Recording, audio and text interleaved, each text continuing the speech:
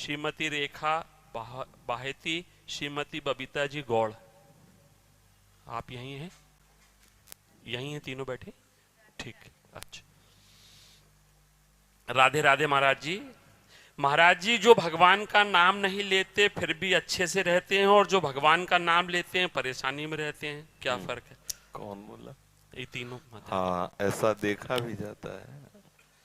क्या होता है कि जैसे कोई प्रभु का नाम जप नहीं कर रहा और बड़ा लौकिक पदार्थों से भरा पूरा देखा जाता है, सुखी देखा जाता है, तो उसमें हमारे भागवतिक विधान में एक सिस्टम है। जो भगवत मार्ग से विमुख आचरण, पापाचरण, अधर्माचरण करता है और आपको सुखी नजर आ रहा हो, तो उसके बहुत थोड़े पुण्य हैं। उनको भुगाने के लिए पहले हमारे संविधान, भागवतिक संविधान में उसके पुण्य नष्ट कर, क्योंकि जब उसे दुख मिलेगा तो पुण्य उसका सहयोग कर देगा, इसलिए पहले उसके सहयोगी का नाश किया जाता है। उसका सहयोगी जो सुकृत है उसको दे दिया गया। अब वो पापाचरण में और उन्मत्त हो गया। अब उसके वो सुकृत चल रहे हैं, इसलिए उसे जुकाम भी नहीं होगा।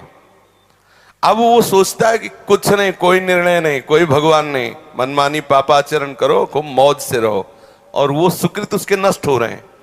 और जिस दिन उसके सुकृत नष्ट हुए फिर मिटिया मेट होते हुए देखा है। शास्त्रों का विधान तो है ही, हमने देखा है।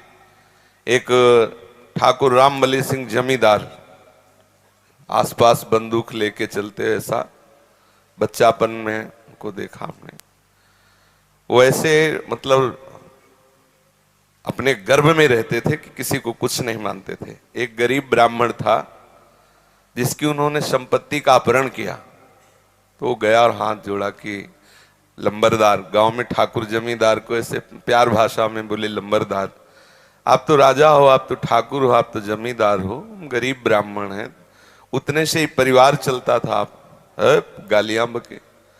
उन्होंने पैर छुआ ब्राह्मण ने ऐसे और रो दिया और वापस आ गया। जानते हो, आज उनके कुल में कोई पानी देने वाला नहीं।